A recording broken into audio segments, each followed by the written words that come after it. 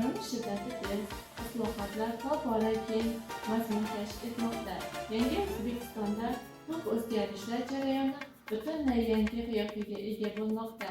Uning mamlakat ichki hayotida, iqtisodiy, ijtimoiy qudrati jahon hamjamiyatida esa umumplanetar masalalarni hal etish salohiyati oshib bormoqda, deydi yozuvchi Oqil Salimov. Qo'limizdagi bu kitob butunlay yangi tarixiy sharoitlarda yangi O'zbekistonda amalga oshirilayotgan 3-Renessansning mustahkam poydevori qo'llanayotgan jarayoniga bag'ishlangan.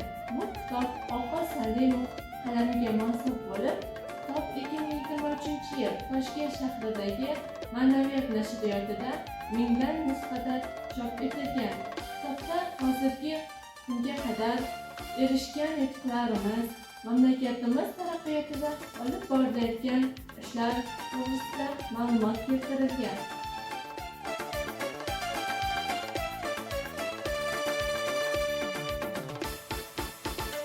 Yozuvchi Oqil Salimov o'zining ushbu kitobini yozar ekan, davlatimizning har bir sohaga alohida katta e'tibor qaratayotgani, biz kelajak yoshlarga yaratilayotgan shart-sharoitlar haqida, bunday sharoitlardan foydalanib, iste'dodli yoshlar jahon miqyosida katta yutuqlarga erishayotganini alohida ta'kidlab o'tadi.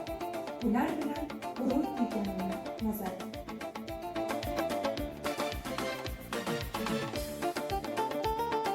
Davlatimiz rahbari Shavkat Mirziyoyevning g'oyat insonparvar siyosati, uning samimiyatga to'la qarashlari, inson manfaatlari, qadr-qimmati va sha'ni bilan bog'liq bo'lgan islohotlari jahon hamjamiyati tomonidan qizg'in maqtallanmoqda. Aziz kitobxon, sizga ushbu asarni o'qishni tavsiya qilar ekanman.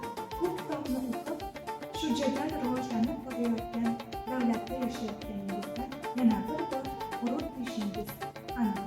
Yangi O'zbekiston davlati kitobini barcha kitobxonlarga o'qishni tavsiya qilaman. Bu kitob O'zbekistonimizda sodir bo'layotgan o'zgarishlarni yaqindan bilishingizga yordamchi bo'ladi.